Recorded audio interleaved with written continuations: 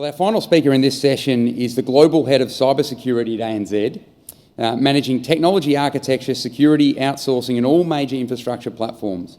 He has a significant experience leading major incident recoveries during system failures, sophisticated security attacks and disasters, including the tragic events that followed post 9/11, working with American Express. He's brought to us here today by Frank Health Insurance, and they've got a great install out in the foyer. Ladies and gentlemen, please welcome Mr. Adam Cartwright.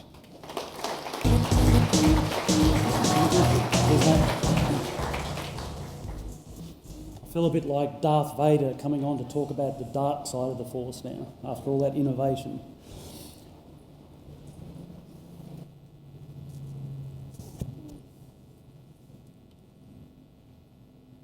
Can I get it on the screen here? Thanks. Every day when I get to work, I have a cyber security intelligence team that briefs me on the events for the last 24 hours. So things that you read in the newspaper, things like Bash or Heartbleed, or other things like Target being done. I think this week it was David Jones or Myers. Those chaps give me a brief on what's happened, and we try and formulate a response. So we have to take into account who's attacking who, how they're attacking, and the things that we can look for in our environment that will turn us on to the fact that an attacker is trying to break into the bank. Because it's my team's job to defend the bank from all attackers. So in July, when I got to work, at this briefing, one of the chaps from the Intel team said, Ashley Madison had been breached last night. And the attackers, or the hackers, had threatened to expose all the customer information and all the data they'd managed to steal from that company if the owner of Ashley Madison didn't close it down. I remember thinking at the time, well, I don't see the relevance, not too concerned about it. And some of that was to do with Ashley Madison's business model. So it's an adult dating website. It actively promoted adultery. So the business model and the ethics perhaps influenced my view on it. But a month later, that data made it to the internet. It was 10 gig of data. I think it was 37 million customer accounts. So there was email addresses, names, credit card transactions, conversations, pictures, all sorts of things. Anyone who'd done business with Ashley Madison, it was now made public. Put aside your moral objection to their business model, it was a legitimate digital channel. It was legal in every way. It was actually incorporated in Canada. So I want you just to think for a moment, if that was your digital channel and you were the director of Ashley Madison, what that means. Because in June, when you went to work, the picture was looking fantastic, right? You were looking at $150 million revenue for that year, and that was up significantly from the previous year. And in fact, you were thinking and working towards an IPO, and it was estimated that IPO would be worth about $200 million. So that digital channel for that director and the owners of that company was a very successful digital channel. Today, 5 months since the event, you've got almost no revenue from Ashley Madison. You've got, I think it's about a $500 million Canadian lawsuit, class action, pending at the moment. And it is a Canadian company, so it's a Commonwealth country. And as a director in a Commonwealth country, I'm not sure what the legal liability of the directors is. But one thing's absolutely certain, if you were one of those directors, you're looking at 5 to 10 years worth of litigation, the company with no revenue. So from riches to rags in 4 months. If you're a traditional business and you're growing into the digital space, so you're augmenting your business model with additional channels, then you interact with your customers in several different media. So you can influence trust, you can influence outcomes. Today, more and more people are going digital only. In fact, a lot of the stuff that we talked about this morning, it was digital startups, and the only interaction they had with their customers was online, that's it. If you lose trust when you've got one digital channel, then you can almost certainly expect to have your business written off. And trust requires security. So I just wanted to talk about three key messages today. The first message is that there is a large-scale cyber war being waged on the internet. For every one defender, for the good guys, there's estimated there's at least 10 attackers. And these attackers are smart. They've got time, they've got funds, and they've got the inclination to work out ways to steal your secrets and to steal your cash. I want to talk a little bit about how and why these chaps are doing what they're doing and the motivations behind it. The second key message is that when you embark on a digital journey, you need to think about security from the onset. It's got to be intrinsic to every step. You can't go off and design an app, start collecting customer information, and then think, oh, I better secure that. You'll fail. And we'll talk a little bit about that. And lastly, I just want to touch on Australia's opportunities, Geelong's opportunities in cybersecurity.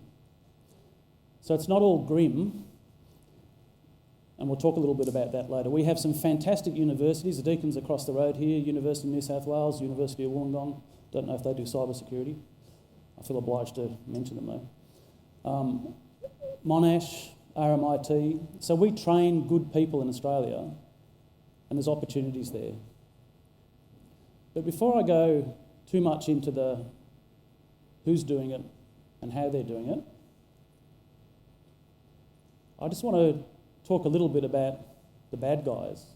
So while we're busy innovating on the good side of cyber, these chaps are busy innovating on the bad side of cyber. So what does a pineapple, office monkeys and a pitcher have in common? They're just three examples of how the bad side of the force are trying to steal your secrets and steal your cash.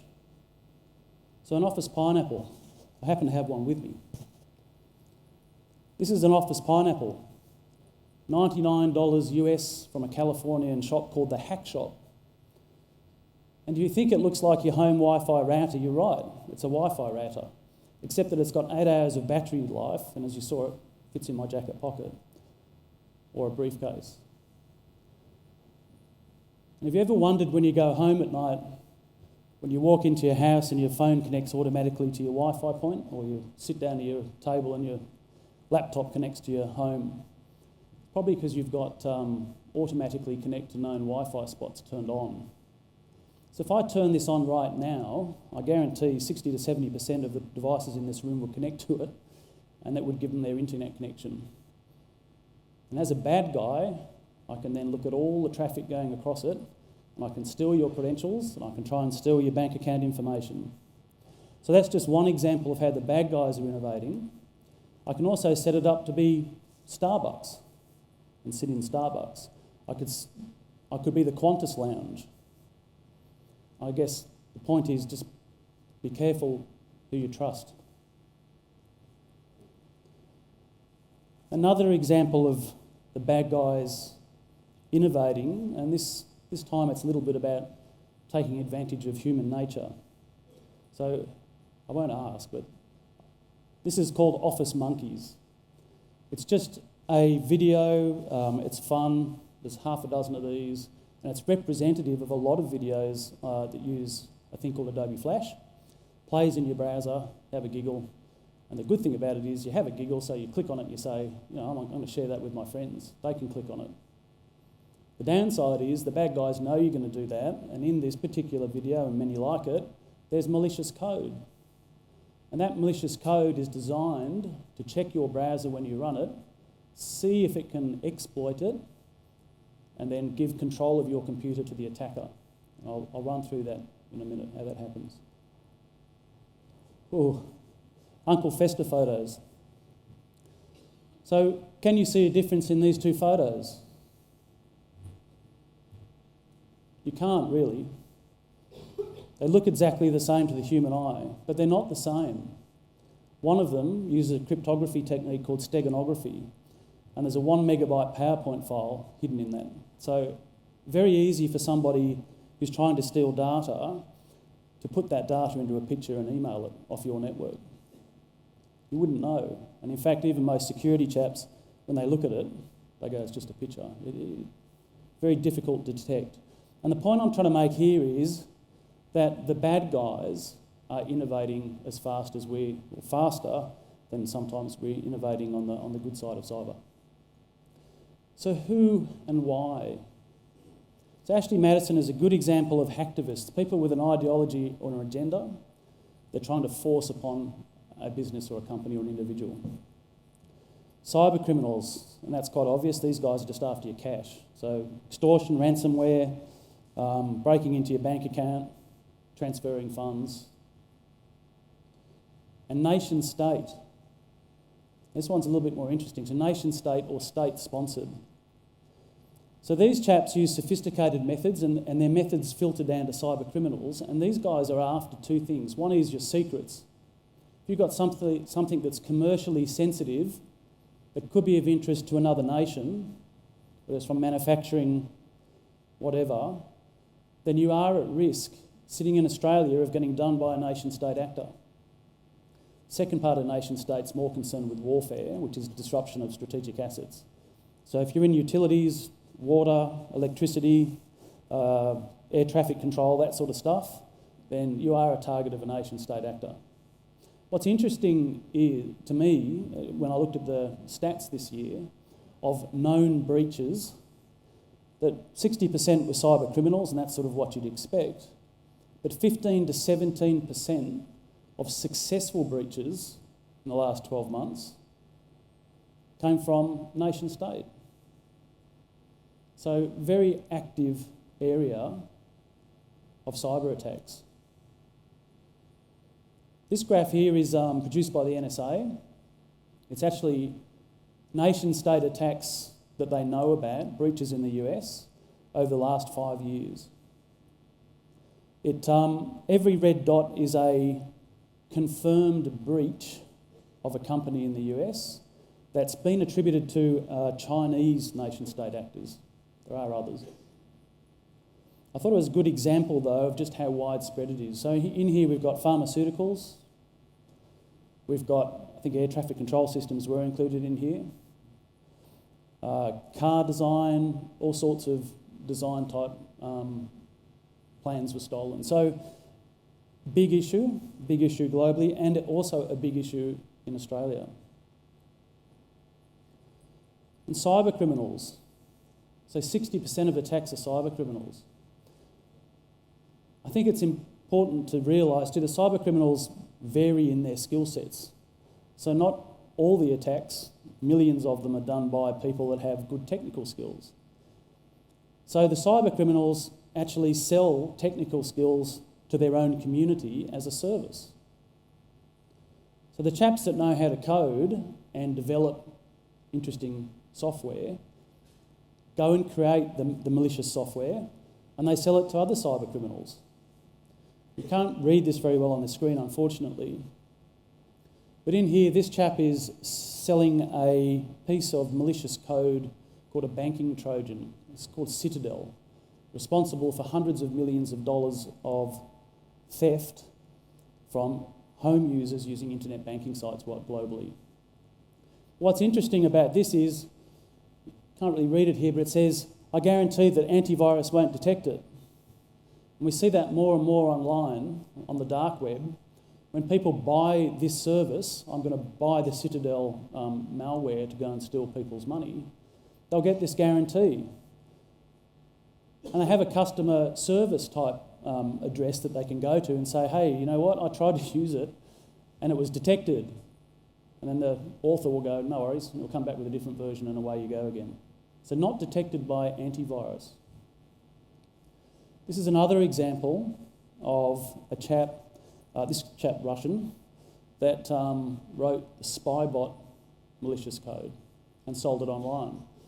And like any good software vendor, he's not just selling the Spybot code, he's selling you options. Hey, I can host it for you if you like. I can give you Chrome support for an extra $100.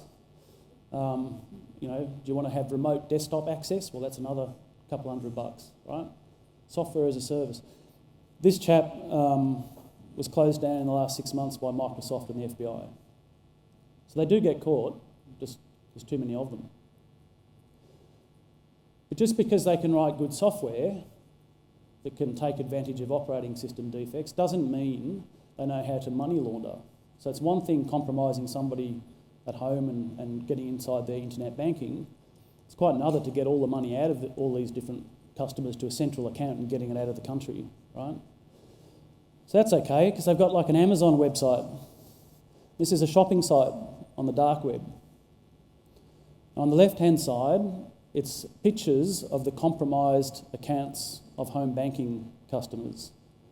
And depending on the money in the account, they're selling it for different bitcoins. So I think the biggest one here is this chap had $340,000 in his internet banking, his bank account.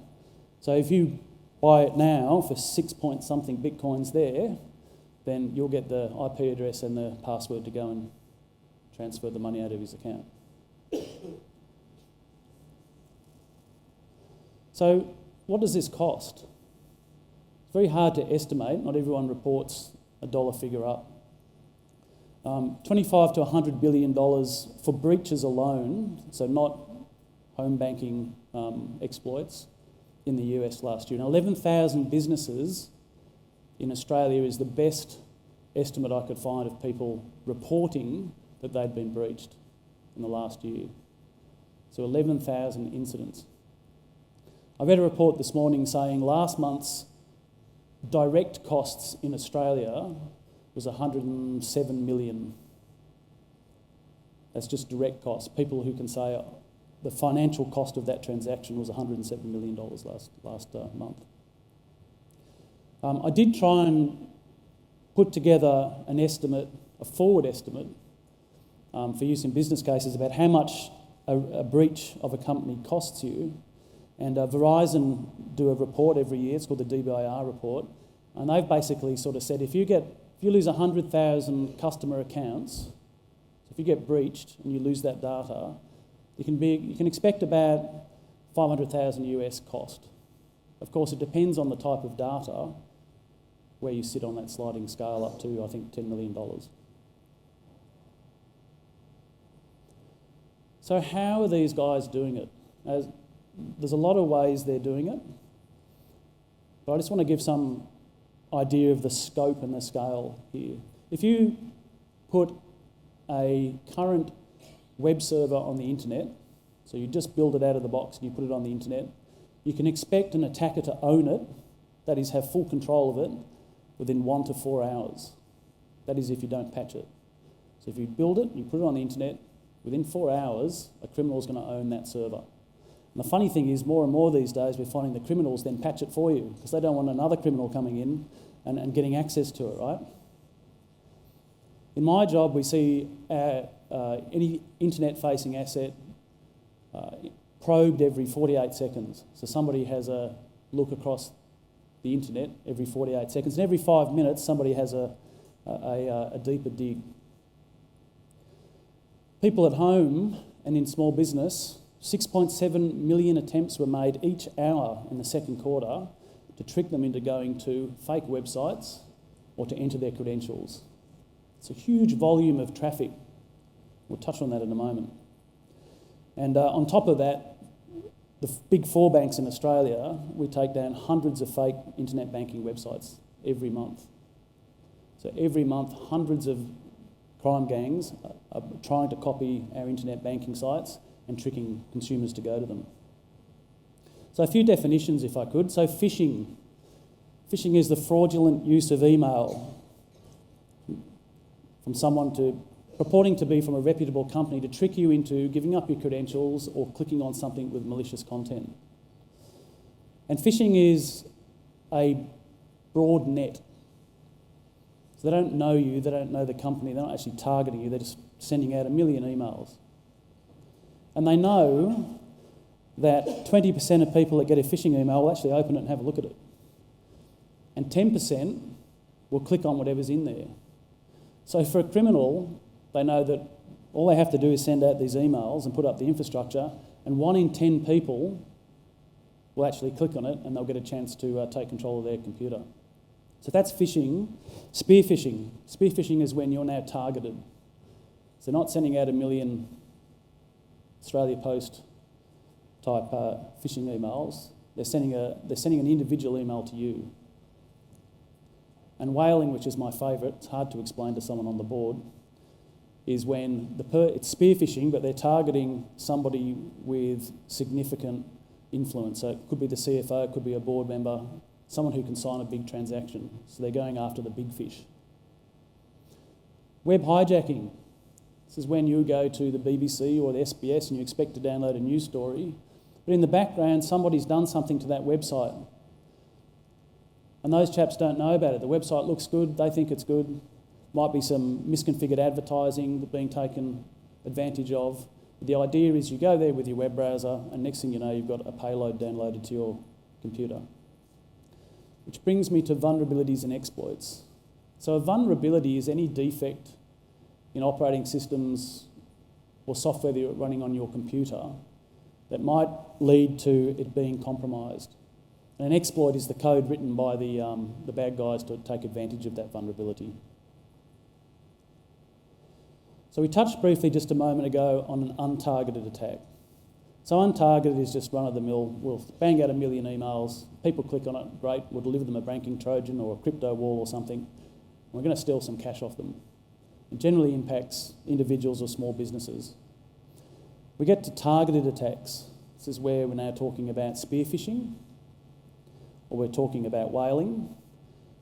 And the thing to note here is research.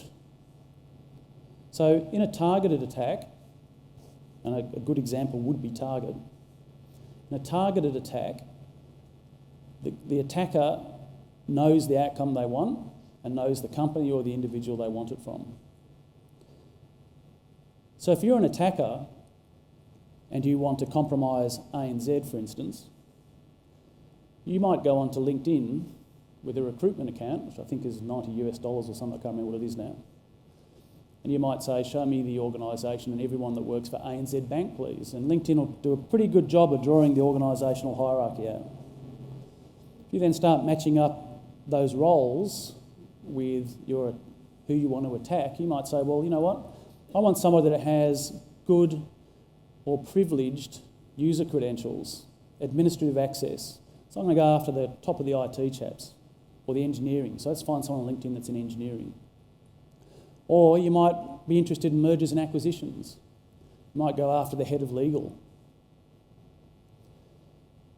You could then go onto Facebook after you've mapped out the organisation, and we have instances of this fairly often where people are trying to map the organisation. And unfortunately, most companies are trying to help their customers. So when an attacker decides he's mapped out the organisation, he might pick up the phone and ring your reception and say, by the way, does Adam report to Frank? Oh yeah, sure, no worries. No. Or I'm from a sales organisation, Adam reports to Frank, who else reports to Frank? Oh, and they'll get the information like that.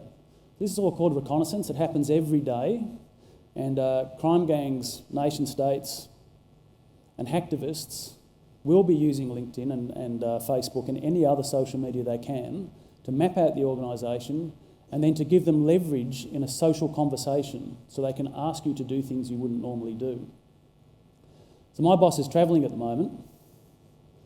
Now, I'm not sure whether he has a Facebook page or if he'd put it on Facebook. I suspect he wouldn't, but let's assume he did. He's in Europe, he's with his family, puts that on Facebook. If I got an email from somebody that I didn't know that said, hey Adam, spoke to your boss Frank, but he said he's travelling, he'd really like you to look at this. Oh, okay, that sounds legit. I'll go and click on it. I've just been popped. So it's very important tools, these social media tools, for actually mapping organisations and taking advantage of people's trust with people calling into companies to attack. It's important to keep that in mind when you have a company and you are posting stuff. There's safe ways to post stuff about what you're doing, and there's insecure ways that can advantage the attacker. So how do they actually get inside your company? So more than 90% of successful breaches involve some sort of spear phishing or phishing attack. So at some stage, an email went in and somebody clicked on it, and that gave the attacker the in they needed to continue. In this particular case, it's an Australia Post phishing email, and somebody in this company clicks on it.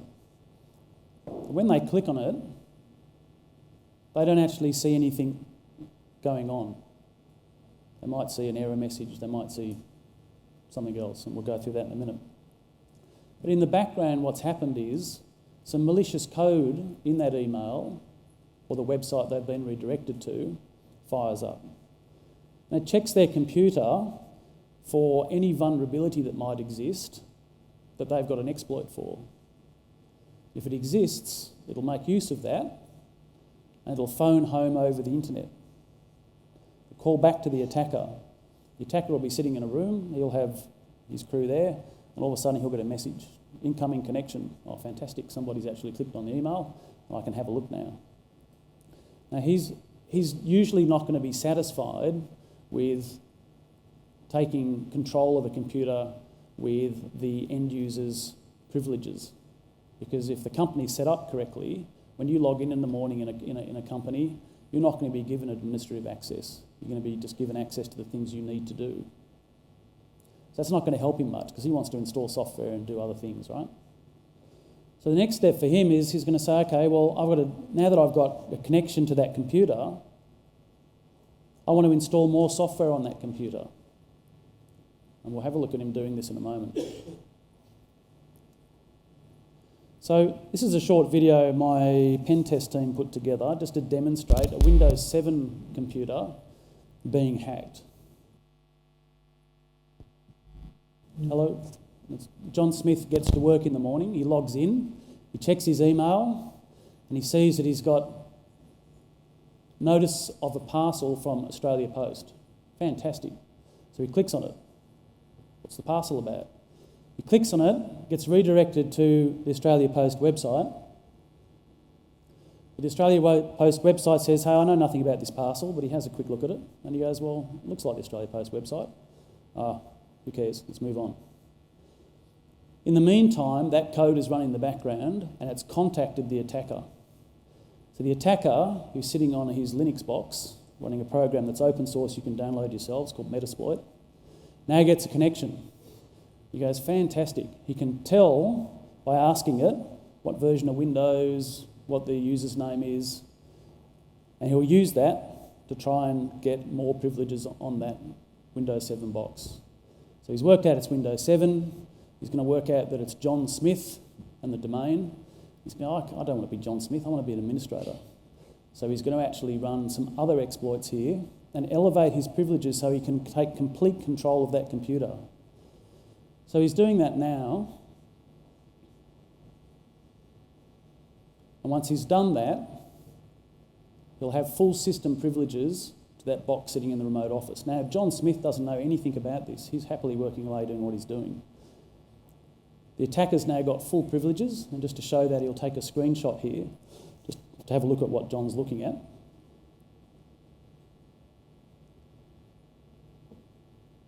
And then after he's done that, he wants to get credentials, because he doesn't want to have to keep compromising computers with malicious code. Much easier if he has your username and log on and he just logs in, right?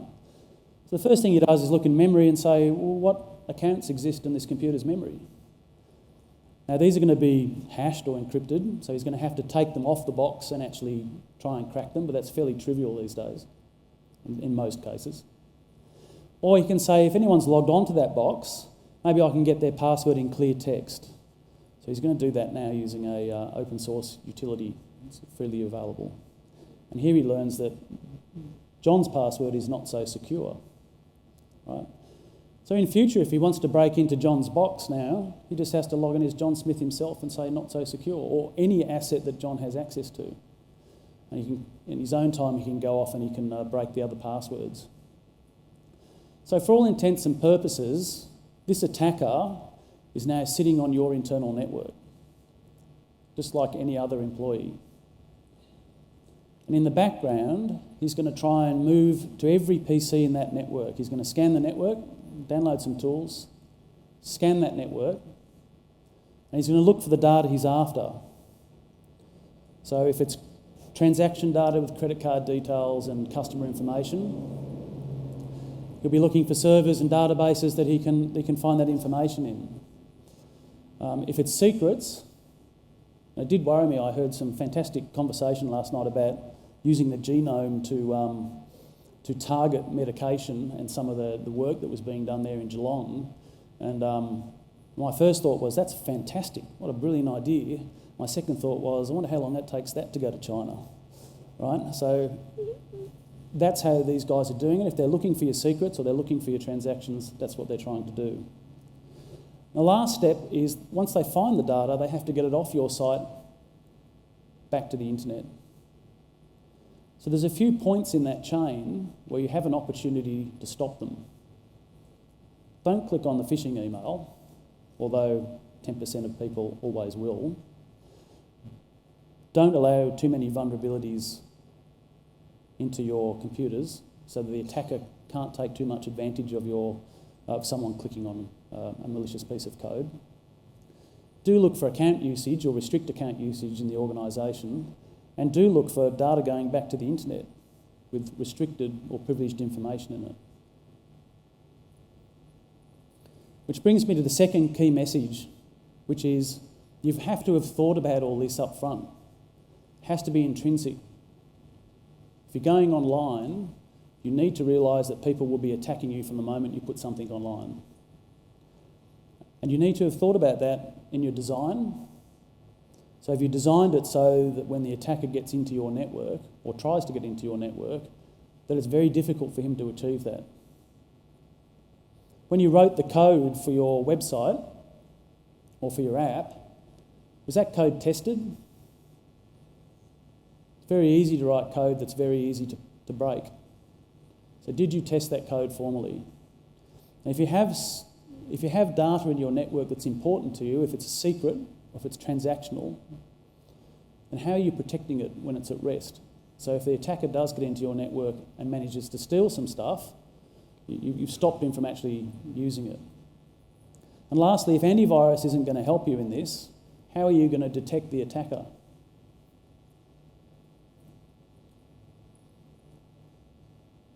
So we touched on a few things there about secure design. The banks don't put anything on their internal network or the external network without having done a formal code test. And that includes third-party vendors as well as the code that our developers write. We patch aggressively. We make sure everything's patched. And we pay, and I have teams of ethical penetration testers. So these are hackers, in one sense, that work for the good guys. So before we put something on the floor internally, or before we put something facing the internet, we get these chaps to go and we say, do your best, break into it. So I prefer my guys to break into it than somebody from a crime gang. So detection, how many people would have a data loss prevention system in place? So are we monitoring emails going back to the internet? Or web transactions going back, web conversations going back to the internet? Because you should be, because that's the last point you have to stop an attacker successfully breaching your company. Security operations. So are we looking for unusual activity on the network, people moving from computer to computer? John Smith's account being reused when he's not at work, or in several PCs that he's never used it on before. And there's also a big data conversation to be had here, and I'll touch on that in a bit more depth in a minute. But if you can't detect stuff through antivirus, then that sort of suggests the only way you can detect it is behaviourally or pattern matching. And how are you going to respond to an incident? So if you had an incident today, would you know what to do? Would you have a breach plan? Do you have access to security forensic skills that can tell you, oh yeah, this was the computer that was hacked, and this one, and guess what, they stole this?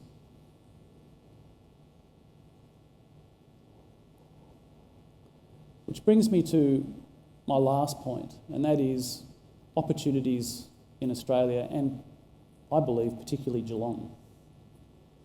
So the big four banks, between us we spend more than $500 million on cybersecurity each year.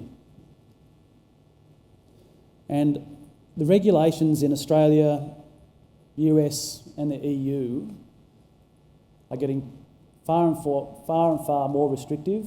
Mandatory reporting has been included in those three areas and are looking to be implemented in Singapore and Hong Kong. And what that means is if you have a security incident or a breach where you've lost customer data, then you must tell the regulator about it. And the EU's gone one step further and they've said, well, thanks for telling us, and here's the $100 million fine that goes with it. So there's massive fines coming from the EU regulator. So against that background, there's also an increasing volume of incidents and breaches. And I think everyone in the room would be used to opening the paper and monthly, if not weekly, be used to seeing somebody else declaring that they've had an incident and they've lost some data. So I think this year the official number is an increase of 15 to 20% of incidents reported in Australia. So increased regulation, increased spending, and increased volumes. So Gartner suggests that this particular skill set, or this market, cyber market, is worth about 80 billion this year worldwide, and it's growing. As I said before, Australia is really well placed. In the region, Australian institutions, educational institutions, have a lot of respect. So whether it's Deakin or Uni of New South Wales with their cyber ranges, or Monash or RMIT, a lot of them are developing specific cyber security skills courses. There are service opportunities, whether that's Australia only or Australia facing into the region. Things like consulting, incident response, incident forensics, intelligence, communication planning. There's even opportunities, I believe, for combining cloud-based infrastructure with security offerings. Because today I can go to an Amazon or I can go to a Google and I can get some servers built, which is fantastic. But as a small business, that's only half the problem I have. The other half the problem I have is cyber. I can't afford to get all this stuff, right? So I'm waiting for the cloud providers to come to the party here and start saying, well, guess what? We can help you with the security operations on top of it for a small fee. Penetration testing and secure coding. It's another big skill gap. There's not enough skilled penetration testers and there's not enough skilled developers with secure coding skills. So software opportunities. Cyber is about innovation. The bad guys are innovating and the good guys have to innovate too, which means that the life cycle of security products is getting shorter and shorter and shorter. And one of the areas that's coming through and playing through quite clearly is data analytics. How do you get all this data, all your company logs, all your company behaviours, into one big pool and then come up with some data models that say, this pattern's not normal and it should be looked at. Maybe that's John logging into 5 PCs within an hour or something. It should flag to your security operations team so they can have the conversation. Hey, John, was that you? No, it wasn't me. Oh, great, somebody's popped his computer. So it's important, I think, to recognise these industries are in their infancy in terms of software development. I think there's big opportunities around people with data science skills, data modelling, visualisation of data. there's opportunities for then incorporating that and providing a service offering to small and medium business. I borrowed this slide from a big conference in the US called the RSA conference. Happens every year. About 40,000 people go to that conference. And it's all about security. But one thing they do is they survey all the companies that attend. And what was interesting to me was that 8 out of every 10 boards said they were concerned with cybersecurity. It was one of their top priorities, was cybersecurity. Yet the security teams that were providing the service to that company, 35% of them couldn't fill open positions. They couldn't find the right people to fill their positions in their security teams. And nearly half of them said they just wanted more technical, skilled cyber people. So I think there's a very big opportunity there in education, and particularly in, I hope, Geelong, to start providing and creating the institutions that can deliver this to Australia and deliver it up into Asia. So that's the end of my talk. I do feel a bit like Darth Vader still after all the innovation. But I guess the message is digital safely if you're going the innovation path. And for those of you that are looking to create industry in Geelong, then have a think about cyber as a potential candidate for that. Thank you. Thanks, Martin. Fantastic. Stick around. Bit of time for some Q&A. I've got 2 observations. Certainly that's the first time that type of fishing has been talked about on Cunningham Pier. And let's hope there's no whaling taking place here. The second is do not turn that bloody pineapple on, whatever you do. It's off. It scared me quite significantly. So some time for Q&A. It's a fantastic session to have heard from Adam, and because a number of innovations and new and emerging technologies, whether it's shared by Robert or other keynotes today, they only work when we trust them. And security and trust is really the new currency of the digital economy. So wonderful insights, Adam. So I'll throw open to the floor for questions. Happy to take a first volunteer from anyone, or obviously keep the questions coming in via Twitter and other Facebook channels. Got a question just down on left of stage here? Oh, yes. Yeah, Adam, Rod McDonald from the council in Geelong. Just a question regarding, for example, services like Dropbox, with obviously being used more and more now, and in terms of passwords, is it effective to have just good complicated passwords and not too easy to pick, or is there any other things we should be watching out for when using those services? Yeah, it's a good question. Passwords always is a thorny issue. My personal view is you should have 2 sets of passwords. One very complicated password that you only use on those very critical systems. So perhaps it's your banking, or perhaps it's a system that has customer data in it. So keep your very complicated passwords just for those systems. For everything else you're not too worried about, have a simple password. And the reason I say that is if you keep it complicated everywhere, you'll do what everyone does and write it down. Once it's written down, or you have a text file with all your passwords in, well, you've just given the attacker a free gift. Right? You just take the text file and use it. So obviously the best solution is to have 2 factors. So you type a password and you have a token. If you want to keep something really secure, that makes it very difficult for an attacker.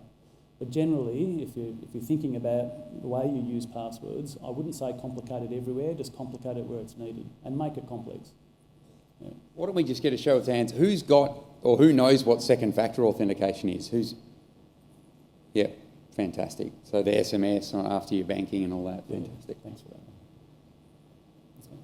Another question? Sorry, just down the front here. Just behind you now. Brilliant. Hi, Robert, with considering that the director of the CIA was hacked and all of his information has been released by effectively a 12-year-old kid who may be on his way to Russia. What chance does the rest of us have to be secure? Oh, geez, that's a very difficult question, isn't it? I think for the most part, if you get the basics right, you make it hard for an attacker. And there's a great piece of online reading at the Australian Defence Signals Directorate, who published the basics, what you should think about. And in most cases, the top 4 things they recommend, and there's a list of about 85, will stop 90% of attacks. Right? If a nation state wants your secret, and you're a small company or a medium-sized company, you don't have much of a chance, frankly. It's sophisticated stuff. But most of it isn't that sophisticated. It's somewhere in between. And if you get the basics right, and if we could start thinking about providing more security-based service offerings to augment the basics, I think we'd have a much more secure digital experience. Absolutely. Wonderful. Another question just to the left of stage. Thanks so much for your talk, Adam. I'm just curious, I mean, I love all the innovation stuff, but I also work in a cyber safety, sort of talking to the average person. What do you think of the fact that the more invasive the apps are? Because you're talking a lot about how we can bring in safety for businesses through their computer systems, etc. But many people bring your own devices and that kind of thing, and a lot of the Android apps in particular are very vulnerable. So what are your suggestions for helping protect data coming through our mobile devices? Again, I think the data this year showed that although mobile is growing as a successful way of breaching companies, it was 0.03% of all the data they had. And that, again, that's coming from Verizon DBIR report.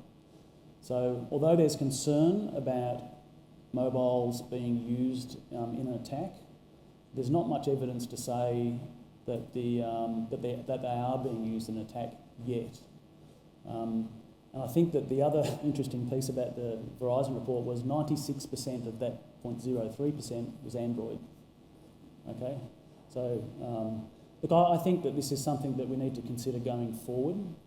If I had to spend my time at the moment, I would be focusing on other areas, and when they were cleaned up, I'd be then thinking about mobiles more. Okay. We're going to draw our lucky business card now, and we've got one more question coming in via social media. So we've got a question from the live feed on YouTube at the moment from System EU Podcast. They ask, how much effort does ANZ go to give back to the open industries that create the security tech they use? For example, SSL and encryption tech. Heartbleed and other attacks wouldn't happen if they were well funded, especially since these profitable companies get this software for free. Yes, I'm not sure we get it for free. We pay an awful lot We for it. certainly don't at I think I said Telstra. If you're doing that, you've got a better deal than us. That's right. So look, I think, again, the big 4 banks in Australia spend $500 million in this. That's tooling and that's people, right? So we invest heavily. Various banks, so my colleagues at other banks, we all focus on slightly different technologies. So you'll find banks, you find CBA supporting some stuff, ANZ supporting some stuff. I don't think that SSL per se is probably, it's more of an industry standard. We do contribute to those standards. And we have a lot of input into open standards. So I don't want to dive too deep into put everyone to sleep. Thanks. What about like cryptocurrencies and blockchain? Well, the criminals love them. You saw, they're fantastic. Okay, it's time for the lucky business card draw. So.